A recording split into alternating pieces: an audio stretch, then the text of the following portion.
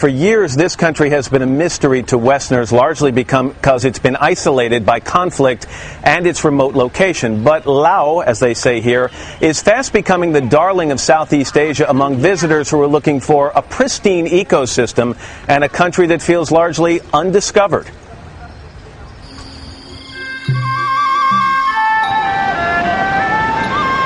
Beautiful places,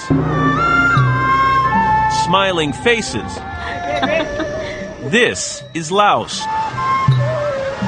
One former monarch dubbed it the land of a million elephants. The Lao people descended from China along the mighty Mekong River, and it's believed the people of Cambodia first called Laos home.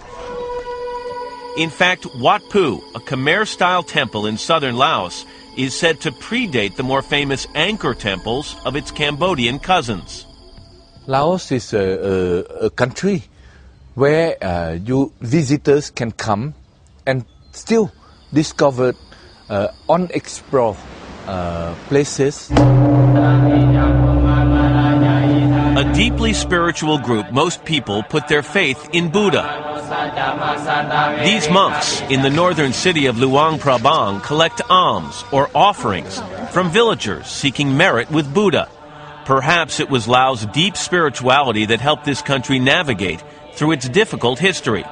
After fighting each of its neighbors for independence, this landlocked nation sought protection in the French, whose colonial influence is still felt today. Years after gaining sovereignty in 1953, the country was pulled into another war, a secret war. By the early 1960s, America had begun to fight the spread of communism in North Vietnam and Laos. In a covert operation, the U.S. trained and armed the Hmong ethnic group, who themselves opposed communism. U.S. attacks on the Laos-Vietnam border earned this country the dubious distinction of being the most bombed country per capita in history. Laos remains a communist country today. The war, a distant memory. The spirit of the Lao peoples now is really turning to the future. Laos opened its doors to visitors as recently as 1990, but is cautious about what has become its fastest growing industry.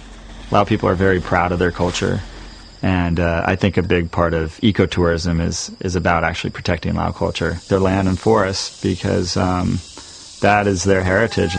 And with half of Laos covered in forest, places like the Kingfisher Eco Lodge in the remote village of Kiet Nong are cropping up around the country, allowing visitors the chance to get up close to nature and give directly back to villages and guides like Mr. Si-Ho.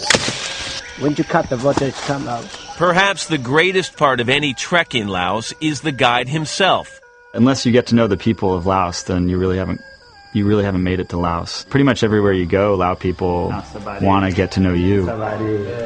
But they want to do it on their own terms. It seems Laos has discovered the best way to ensure its future is to protect its past. And we'll have much more ahead from Laos, where the sun is now setting on a Wednesday evening. But first, this is Today on NBC.